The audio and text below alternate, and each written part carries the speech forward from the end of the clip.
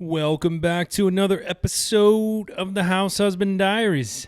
As always, I am your host, Carter C., and today we are continuing on in our political discussion, moving to economics, the economics that weigh heavily on our politics. And for those of you who aren't really interested in this part of the House Husband Diaries, you're not really into politics, discussing politics. You don't really think you care to listen to economics or the economic part of politics, or maybe you don't think you can understand it. Let me know in the comments and just say, hey, I don't really care. Or let me know, hey, here's what I don't understand, and I'd like to know more, and maybe I could help do some research and try to explain certain things or find some facts out that share and share with the whole community. So real quick before we get into today's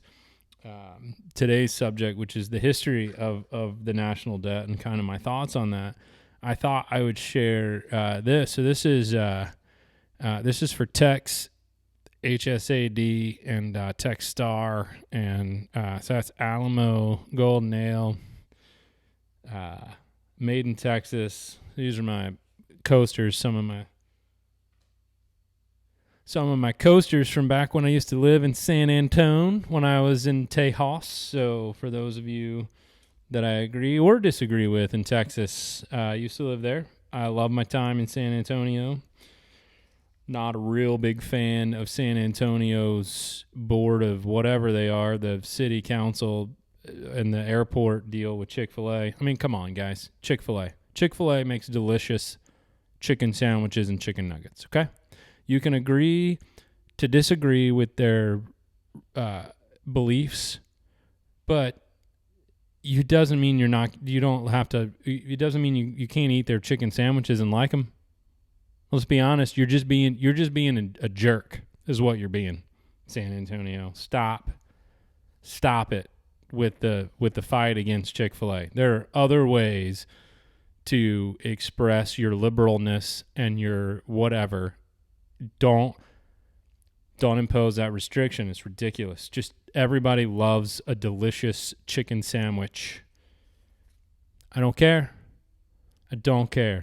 If somebody in Somalia or Iran or wherever, North Korea, made the most delicious ribeye steak or, chicken sandwich, I would eat it because it's delicious. It has nothing, it's a piece of food, and it has nothing to do with religious beliefs or political beliefs. If you can't come together over delicious food, what do you have? I'm serious, And some people are going to say, hey, I don't like that you showed a coaster, a beer coaster, on your YouTube channel. I mean, but whatever. Touche.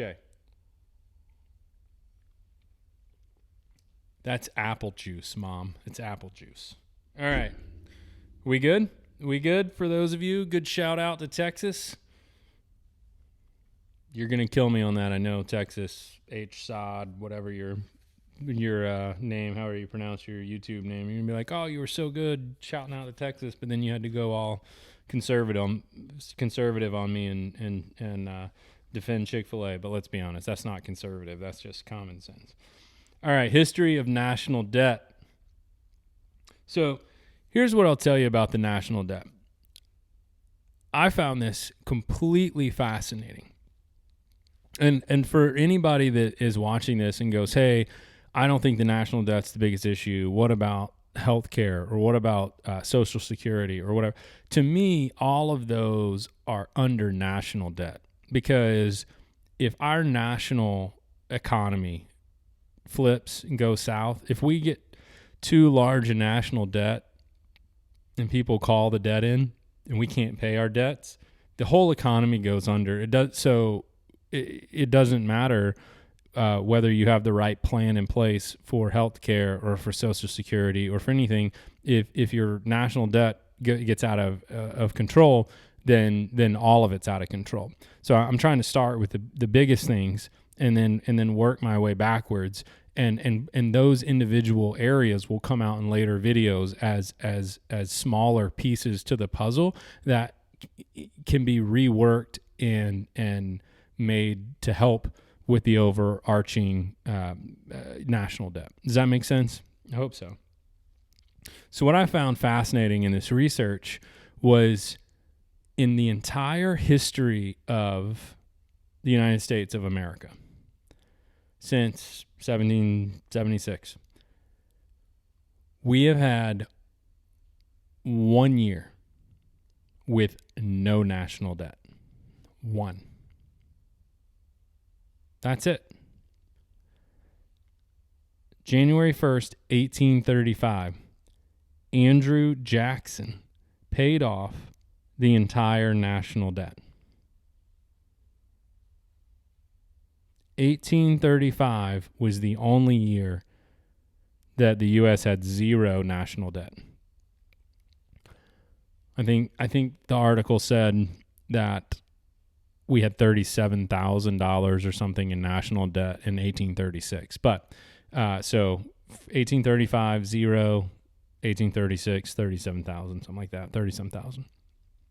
So I thought that was really interesting because kind of the point, and this is for any political candidate, right? You're trying to inspire the masses. You're trying to inspire the majority of American people to get out and vote for you. So if you run on eliminating the national debt, you're running on eliminating the national debt. It's hard to run on let's lower the national debt, because what does that mean? You could lower it by $1. You could lower it by 15%. You could lower it by half.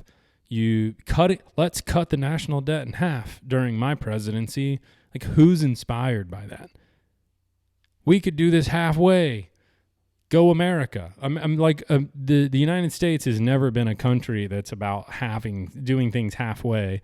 And so really, any candidate that runs on being fiscally conservative and actually limiting, the national debt or lowering the national debt, you're going to have to run on eliminating the national debt, balancing the budget and eliminating the national debt.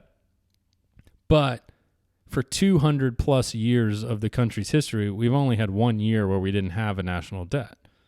So that's just kind of like false advertising, if we're just being honest, right?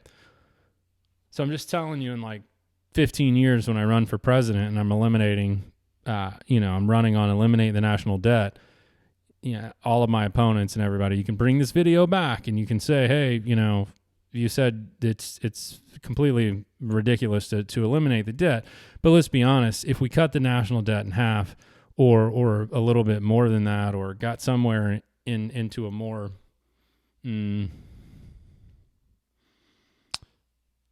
a better range for future financial flexibility, it would just behoove all of us. It would help us all as a country. So enough about that, right? So not having a national debt's really not an option. It goes against the complete history of the country. I think carrying some debt is fine, whether it's personal debt or business debt or as a nation. I think some debt is normal and it's fine. But where we are today is outrageous. So what I will say is, and I said this in the last video that I did on the politics, economic stuff, is we are currently in 2020. We are currently nearing record level highs of national debt as a percentage of GDP. The record was during World War II, the biggest war in the history of the world, where all of our money we're just mortgaging future economic growth to just put out as much military ammunition, tanks, planes, bombs, whatever, so that we can win the war. So everything goes on, and you just know that. You just know that you're gonna go into massive debt in a large war. That's just kind of the history of politics and economics. We aren't fighting a world war right now. Fact. We're not. So why are we nearing record levels of debt as a percentage of our GDP? And it's not Trump, just Trump. So for all of you that want to comment because you're liberal and you think I'm a homer or, whatever, you don't comment. You'll make yourself look stupid. The last 3 presidents, 2 of which are Republican, I get it, 1 of which is Democrat. So for the last, 19 years, going on 20, we have been shooting up in national debt. Our spending's out of control, and it doesn't matter. It does not matter whether you are Republican or Democrat. Career politicians are spending your money. Read my lips. Read my lips. They are spending your money. Our money is being spent without our permission. Just because we vote for a Republican or a Democrat doesn't mean that we want people to spend money on the national debt, right? Or to spend money that we don't have to increase our national debt. So that's something that I think is fascinating because for me, who leans more right, I consider myself fiscally conservative. So when I vote a Republican for a Republican, I would like to see them be more fiscally responsible. Well, that hasn't happened.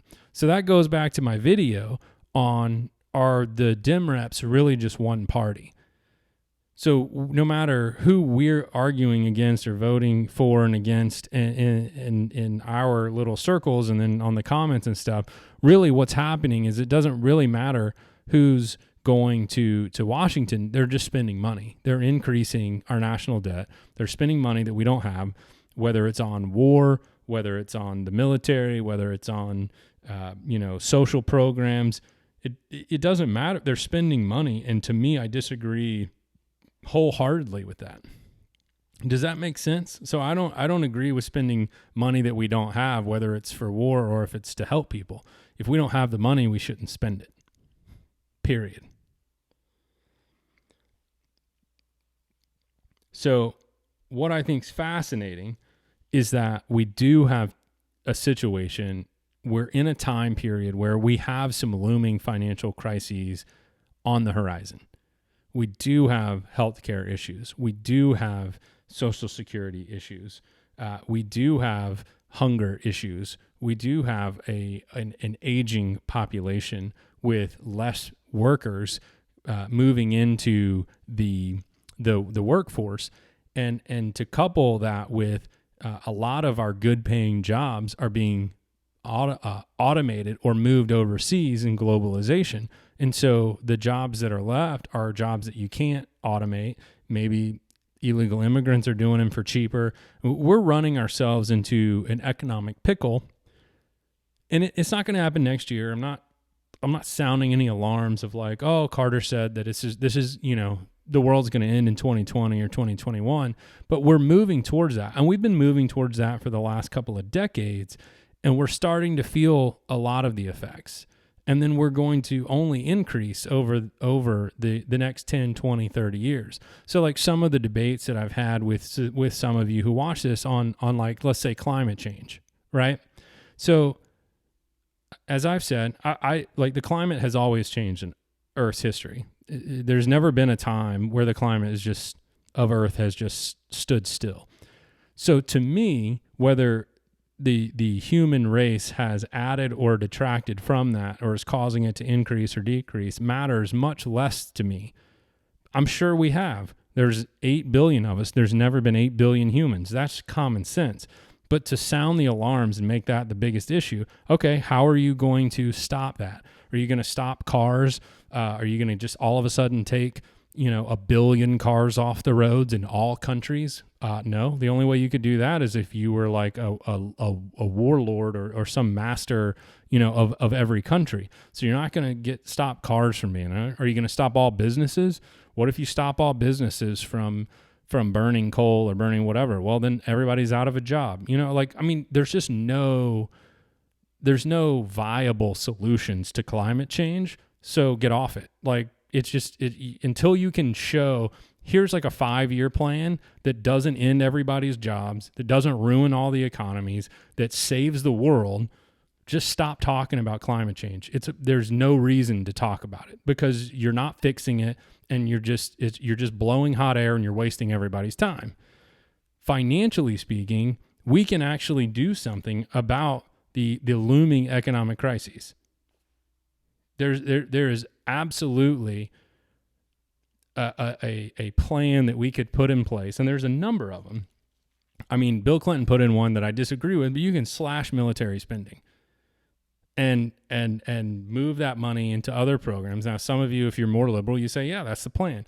I think we could be more judicious in how we slash different programs. I definitely think we could limit military budget spending. I think we could limit a lot of spending in other places.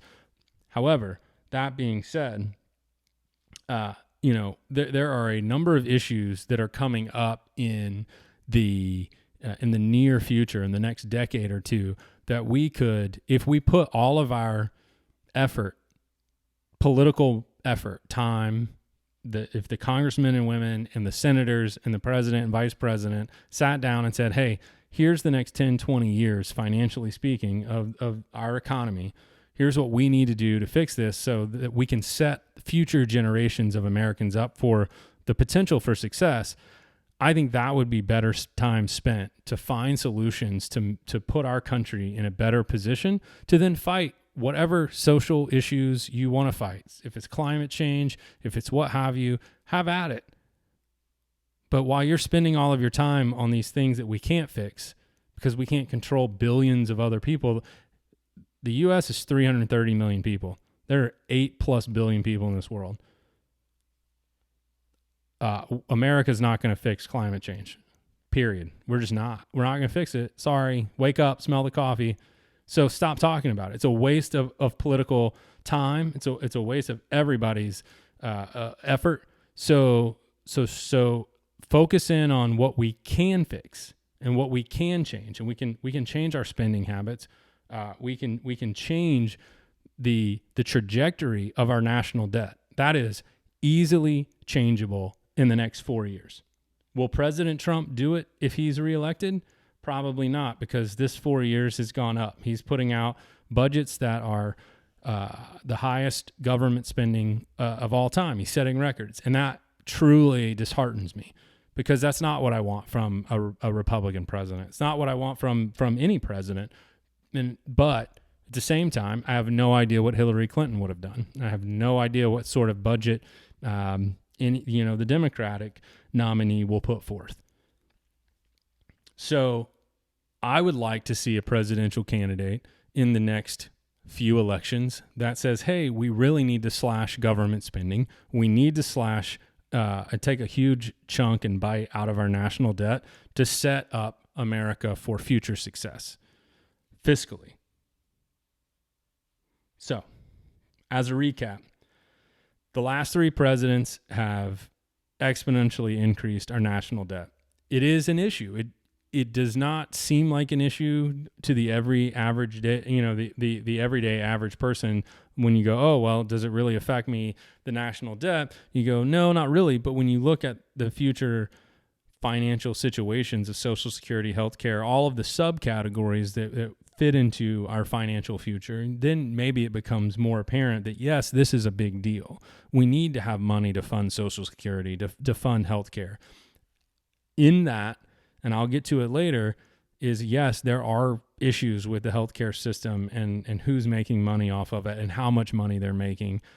Same thing with insurance companies.